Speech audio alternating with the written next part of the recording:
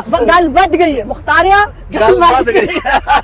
लाडलापन होता है वो उल्फत भाई, जब 1.5 मिनट के अंदर ना 1.5 मिनट के अंदर 16 जो है वो मिलती है जमानतें, ऐसे टांग पे टांग रख के बनी गाला में। हमारा एक तो अल्लाह पाक ऊपर है और दूसरा हमारे लिए ना पाकिस्तान की आवाम काफी है, लेकिन जो है वहाँ पे इलेक्शन फेयर होते हैं, बाकी पूरे मुल्क में इलेक्शन जो है वो फेक हो जाते हैं। यहाँ पे था उन्होंने कहा नहीं, जो गूगल कर लेते हैं उसकी मालियत कितनी है। संधि तोड़ने वाला जो फैसला है ना उसके अंदर ये लिखा हुआ है, वो पढ़ लेना किसी वक्त। और पाकिस्तान के चाचे मामे वो भी है, वो काका था ना, हाँ वो ड्रम बजाने वाला बंदर था ना, जिसको चाबी दे देते थे वो यूं करने लग जाता। बस करो।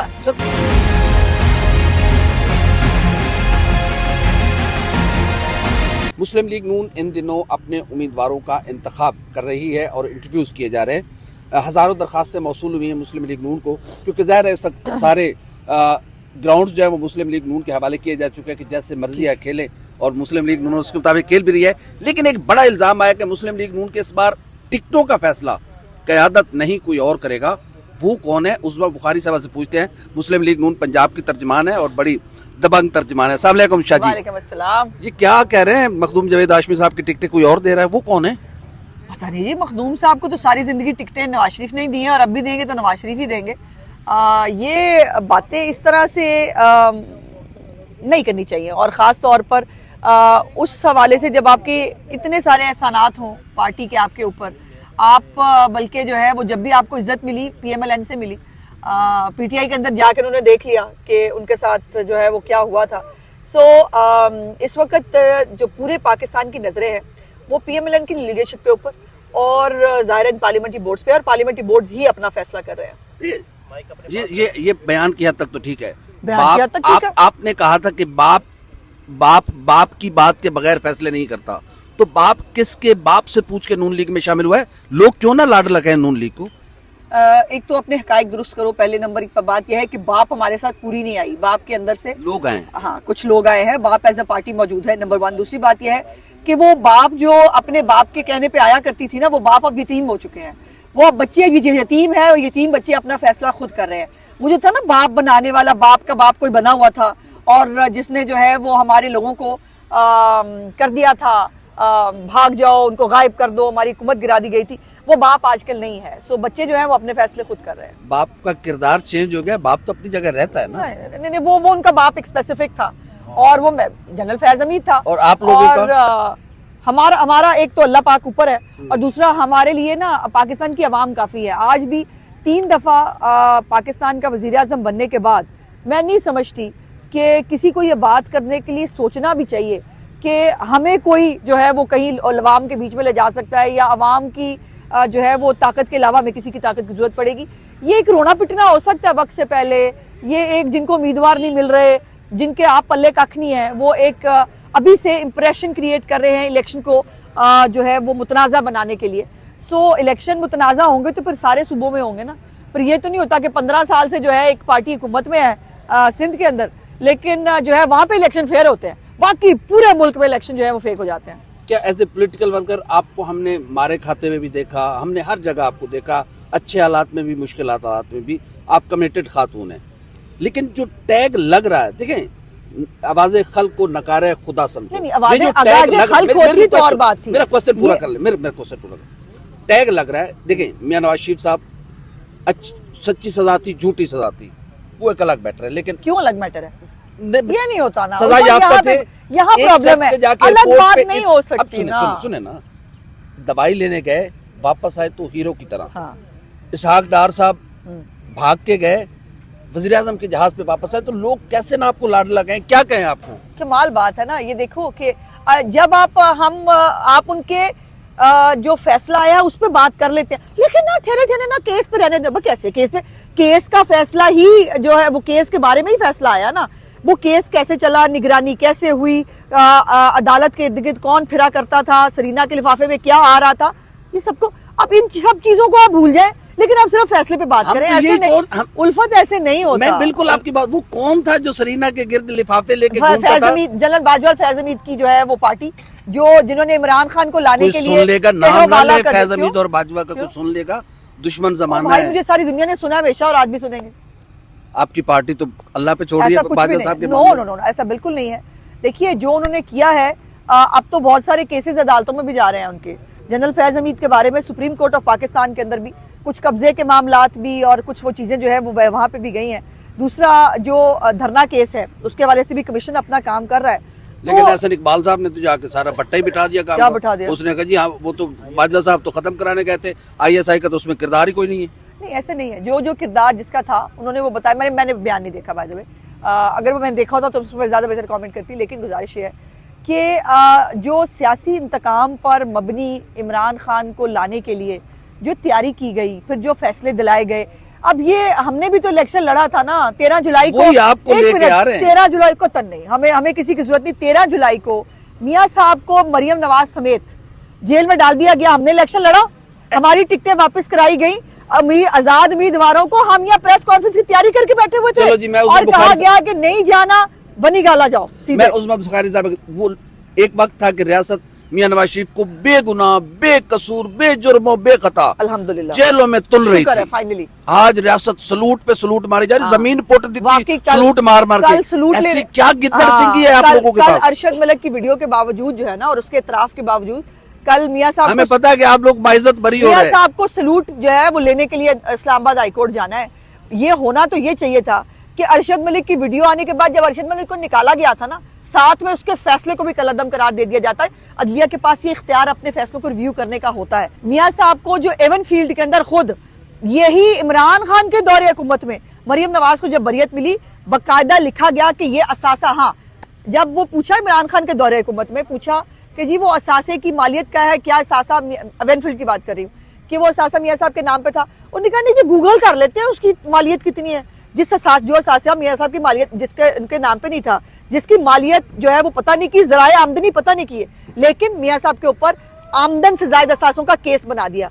उस केस के ऊपर बरियत ना होती तो प्यारे भाई क्या होता। फिर ये जो अब अल-अजीजिया है, अरशद मलिक का वीडियो बयान मौजूद है, उसको मानकर उसको एक्सेप्ट करके निकाला ना कि ये इसने गलत किया है, लेकिन उसका फैसला उसके ऊपर हमने कल जो है लाडले बन के हमने जाना है अदालत के अंदर। ये होता है लाडलापन होता है वो उल्फत भाई, जब 1.5 मिनट के अंदर ना 1.5 मिनट के अंदर 16 जो है वो मिलती है जमानतें, ऐसे टांग पे टांग रख के बनी गाला में एक बंदा बैठा हो और वो अदालत बुलाए, वो कहे मैं नहीं आता जमानत दो मुझे, फिर जाली दस्तखत के ऊपर वो जमानत अप्लाई करे। जज साहब को थोड़ी देर के लिए गुस्सा है, जज साहब कहे बुलाया जी उनको, वो जो है वो जाके कहे जज साहब कहे आपकी खुशी बहुत अच्छा, हो रही है, आपकी शक्ल बहुत अच्छी है, मैं आपको तो इन्हें अदालत माफ करता हूँ। इसको कहते हैं लाडला होना। अच्छा, पुराना लाडला अब जेल में पड़ा हुआ है, नए लाडले को सिक्योरिटी फिर वही दे के बात। हाई कोर्ट में जाते, क्यों नहीं इमरान खान को क्यों नहीं बाहर मुझे तो लेके लग रहा है आते? तुम्हारे आगे बीन बजा रही हूँ मैं। नहीं, मैं बता रहा हूँ, लेकिन मैं अगर गुस्ताखी हो रही तो माजरत। नहीं। मियां नवाज शरीफ साहब के लिए आप- सिक्योरिटी वो हाई कोर्ट जाते हैं, मियां मोहम्मद नवाज शरीफ साहब, और उनका राइट है, वो 3 बार मुल्क के मुंतखब वज़ीर-ए-आज़म रह चुके हैं, 4थी बार के लिए वो तैयारी कर रहे हैं। इमरान खान का भी हक है कि उसे बाहर ले आओ, अदालत में जाके ओपन क्या कोर्ट करो। हक है? उसका हक है कि उसको जो साइफर के ऊपर उसने खेला, उसकी अपनी ऑडियो है ना। आप तो कहते थे खेलूंगा। साइफर कुछ है ही नहीं। हमने कब कहा साइफर कुछ नहीं है? हैं? उल्फत मुगल साहब को सोशल मीडिया अद्दा पढ़ते हैं, पूरा नहीं पढ़ते। उल्फत मुगल साहब, हमने कहा कि साइफर जो है उसके अंदर जो साजिश बनाई गई है ना, वो साजिश कोई हकीकत नहीं है। वो मैंने नहीं कहा, फिर वो मुदाखलत थी। वो मैंने नहीं कहा। वो साइफर पाकिस्तान की आप तशरीह करें, मुझे क्या बात था? तो पूरी करने हाँ दो, जी। बात पूरी करने दो। ऐसे ही रैपिड फाइल खेलेंगे तो मजा नहीं नहीं आएगा। करूंगा, नहीं करूंगा। साइफर जो है वो एक कॉरेस्पॉन्डेंस थी 2 लोगों के बीच में। उस कॉरेस्पॉन्डेंस को मैंने नहीं कहा, पाकिस्तान की सबसे बड़ी सुप्रीम कोर्ट, जो उस वक्त ये बहुत जिनको देख के खुशी होती थी इमरान खान को, वो सास कोर्ट जो है, उसमें बैठकर भी कहा कि कोई साजिश का सबूत नहीं है, और बल्कि उन्होंने आर्टिकल 6 लगाने के लिए कहा, जो कौमी असेंबली तोड़ने वाला जो फैसला है ना उसके अंदर ये लिखा हुआ है, वो पढ़ लेना किसी वक्त। और बल्कि उन्होंने कहा कि इसने गलत कौमी असेंबली तोड़ी, इनके ऊपर आर्टिकल 6 लग सकता है सबके ऊपर। उसके बाद जो कौमी सलामती की 2 कमेटी की मीटिंग्स हुई, आप जो देखो ना, इमरान खान कल्ला चाचा मामा तो नहीं है ना पाकिस्तान का, पाकिस्तान के चाचे मामे वो भी हैं जो पाकिस्तान की सिक्योरिटी के जिम्मेदार हैं। पाकिस्तान को अल्लाह खुदा न खास्ता कुछ हो, उनको पूछा जाएगा ना, उनकी जिम्मेदारी है पाकिस्तान की। वो कह रहे हैं मसला नहीं है, डिमार्च करने को उन्होंने कहा हाँ ये मुदाखलत हो सकती है हमारे मामलात में, इनको डिमार्च करो जो एक तरीकाकार है। उसके बावजूद उसने खेला। अब मुझे बताओ साइफर पे उसको कैसे निकाल दिया जाए? फिर वो कहता है कि वो जो साइफर था ना, वो मेरे बच्चों का जो राशन कार्ड था, मेरे बच्चों का बर्थ सर्टिफिकेट था, मैं मेरे गुम हो गया मुझसे। मतलब साइफर क्या था, वो क्या तुमने गुम कैसे कर अच्छा, दिया? शादी का कार्ड था कोई, या इद्दत का सर्टिफिकेट था जो तुम गुम कर रहे हो? मेरी बहन उज़्मा बुखारी साहब वकील भी है माजरत के साथ, हाँ। और बड़ी काबिल वकील हैं। नहीं, वकालत तो की नहीं। इतना यही दुख होता है मुझे। लेकिन आपको यार जितना टाइम सियासत को दिया, खुदाई कसम वकालत की होती लाखों रुपए फीस ले रही होती। आपको इतना भी इल्म होना चाहिए कि साजिश मुझे बड़ा से इल्म है। बड़ा जुर्म मुदाखलत है। नो, हम सॉवरेन बिल्कुल कंट्री नहीं। है, हाँ। है ना, मेरे तो मुदाखलत की ना प्यारे अमेरिका ने हमारे मेरे अंदर। प्यारे भाई अमेरिका एक ने मिनट, मुदाखलत की ना। मैं बताती हूँ मुदाखलत की स्टेजेस है।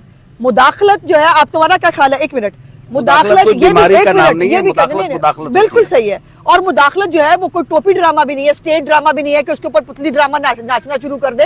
मेरी बात सुनो, आपका क्या ख्याल है कि जब ये भुट्टो शहीद को जब फांसी चढ़ाया गया, उसमें अमेरिका का नाम आता है ना? बिल्कुल उसमें आता कहा है। जाता है ना कि बिल्कुल। क्योंकि इस्लामिक ब्लॉक बना दिया गया और था। ये आप अब कहती रही हैं। हाँ, मैं बताती हूँ, मैं तो अभी कह रही हूँ। मैं हाँ, अपनी अमेरिका अपनी उसमें बातों पे अभी हेनरी किसिंजर ने कहा था कि ये तुझे Exactly. इबरत का निशान बना देंगे। तो उन्होंने साइफर भेजा। उन्होंने कहा कि हेलो, हम साजिश करने लगे, जरा नोट कर लो, हमने साजिश करनी है, आगे आ जाओ। अब मियां नवाज शरीफ साहब ने जब एटमी धमाके किए, एटमी धमाकों से बड़ी बात थी, मियां साहब को उसकी सजा भुगती। पाकिस्तान के ऊपर पाबंदियां लगी। भुगती मियां साहब ने वो सजा। एग्जैक्टली, पाकिस्तान के ऊपर पाबंदियां लगी। इमरान खान भी भुगत रहा है अमेरिका को चैलेंज करके। कोई नहीं खेला उनके साथ, कोई नहीं खेला पाकिस्तान के साथ। भुट्टो शहीद फांसी चढ़ गया, नहीं खेला पाकिस्तान के साथ। नवाज शरीफ को पाकिस्तान में बैठे हुए, जमीन पे बैठे हुए, उसको हाईजैकर बनाकर अटक के किले में डाल दिया गया, नहीं खेला पाकिस्तान के साथ, बिकॉज लीडर थे ना। थोड़ा सा आगे बढ़ते हैं, वो अदाकार नहीं थे। नून लीग में बड़ी लड़ाई चल रही है, फुफियां, मामे, चाचे, नानियां, नाने, दादियां, बेटे, बांजियां, रिश्ते खत्म हो गए, उनको टिकट ज्यादा नमक पा देना है। अब ख्वाजा आसिफ साहब कह रहे हैं मेरे भी रिश्तेदारों को दो, ऐसे इकबाल साहब कह रहे हो जाती है। अब बच्चों की बात हो रही, बुप्पियां, चाचियां, नानियां, मामियां, मतलब एक ही गल हुई। अब अगर आई तो फिर नहीं आती कोई, ऐसी मांग रहे हैं टिकट लोग अपने रिश्तेदारों के लिए। सबका टिकट मांगना हक है। और देखो, अगर एक सियासतदान का कौन कहा क्या कि नारे लगाए, नहीं, ऐसा बिल्कुल नहीं है। ये जो इस मेजॉरिटी 99% लोगों को, वर्करों को टिकट मिलेगा ना, आप देख लेना, सबको टिकट मिलेगा। लेकिन यह है कि अगर कोई परसेंटेज है कि अगर कोई समझता है कि उसका बेटा जो है, जो सारी जिंदगी अपने बाप को, माँ को देखकर वो बड़ा हुआ है, कि सियासत के अंदर उसका इंटरेस्ट पैदा हुआ है। जैसे एक फौजी का बेटा जो है वो फौजी होता है क्योंकि उसने बाप को यूनिफॉर्म में देखा है हमेशा, उसका एक ऑरा क्रिएट होता है, वो उसको फॉलो करता है। इसी तरह अगर कोई समझता है कि मुझे टिकट मिलना चाहिए और वो जीत सकता है, तो पार्टी को उसको कंसिडर करना चाहिए। और अगर पार्टी को लगे कि नहीं, इसकी बजाय दूसरा कैंडिडेट बेहतर है, तो वो उसको मिल जाएगा। इसमें प्रॉब्लम क्या है? लगा एक पप्पी, वो कहा गया पप्पी उसकी वो क़यामत तक नहीं जीत सकता, तो इसलिए वो नारे लगाए रहता है। नहीं, वो नहीं जीत सकता ना, ये बात तो देखो, पार्टियां इलेक्शन जीतने के लिए मौका तो देना है। मैं गुजारिश करती हूँ, पार्टियां इलेक्शन जीतने के लिए लड़ती हैं। हमारे बहुत सारे ग्रास रूट के, मैं नाम टिप्स में दे सकती हूँ तुम्हें, जो मियां तारिक साहब हैं, नजीर स्वाति साहब हैं, मतलब लाहौर के, पिंडी के बेताशा लोगों के नाम बता सकती हूँ, जो हमारे ग्रास रूट के वर्कर्स हैं। उन्होंने लोकल बॉडीज में बहुत अच्छा परफॉर्म किया है, वो लोकल बॉडीज में परफॉर्म कर रहे हैं। अब ये मतलब ये आपको इसको बिल्कुल एक आधे केस को आप टेस्ट केस बना के पूरी पार्टी का आप कोर्ट मार्शल कर, नहीं मैं नहीं कर रहा, लेकिन बड़े लोग अपने बच्चों के लिए टिकटें मांग रहे हैं, ये तो ठीक है ना मेरी खबर। उनका कोई इसमें मजायका नहीं है। अगर टिकट मांग रहे हैं, टिकट मिलना ना, मांगते तो बहुत सारे लोग हैं, तो टिकट तो पार्टी ने किसी एक बंदे को दे देना। पार्टी नहीं है, वही फिर पहले वाला सवाल, वही मुर्गे की एक टांग। आगे चलो। अच्छा, जनरल बाजवा साहब का बहसियत एक पॉलिटिकल वर्कर और फैज हमीद साहब का, जिन्होंने सियासत को पोलराइज किया, इमरान खान को गलत तरीके से लेकर, वो काका था ना, हाँ, वो ड्रम बजाने वाला बंदर था ना, जिसको चाबी दे देते तो वो यूं करने लग जाता। बस करो सर, कौन किसको इक़्तिदार अच्छा नहीं लगता? बच्चा था वो, तो जो लेके आ रहे थे उनका क्या कर, उनका भी वो भी उतने कसूरवार है। बाजवा साहब का एहतसाब होगा। ये कह देना कि वो काका चुनना था, उसको तो किसी बात का पता नहीं था, और वो जनरल फैज भी चाबी भर देता था तो वो यूं करना लगा। ऐसा नहीं होता ना उल्फत।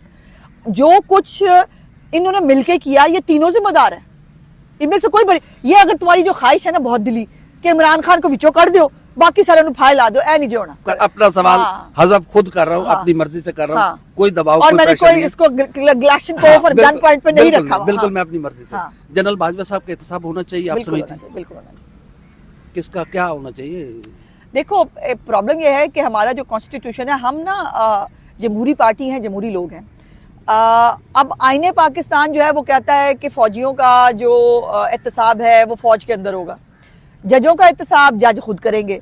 लेकिन पॉलिटिशियन जो है ना, उनको ऐसे तुम ग्राउंड में बिठा के, मतलब उनको तुम ग्रिल भी करो, उन पर नमक मिर्च छिड़को, चाट मसाला छिड़को, वो बेचारे फड़क भी नहीं सकते। उनको ऐसे खामोशी से बैठना है जैसे तुम्हारे सामने मुद्दबाना तरीके से बैठे हुए। तो इसलिए ये अच्छी बात तो ये है कि अगर हर इदारा अपने अपने अंदर एहतसाब शुरू करे, और जो किसने गलत किया है, मुशर्रफ साहब को अदालत बुलाती है, वो अस्पताल चले जाते हैं।